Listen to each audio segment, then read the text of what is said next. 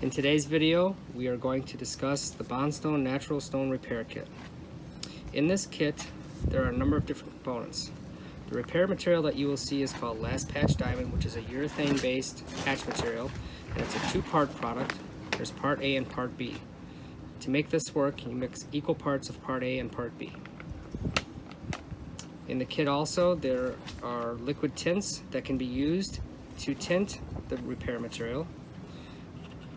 There's a pack of razor blades to be able to shave off any excess material. There are mix sticks so that you can mix the material itself. And there's also a small bottle of what we call our Last Patch Accelerator that can be used to speed up the curing process of Last Patch Dymond Part A and Part B. In the kit itself, you will also see on the back of the cover sheet a color wheel, which will explain what happens if you add too much of one color. So for example, if your tint is too green, then you would want to add a little bit of red.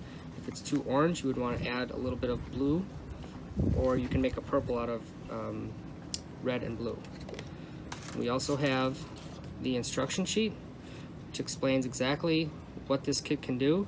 From crack repairs to countertop repairs, you can repair floor and tile restoration.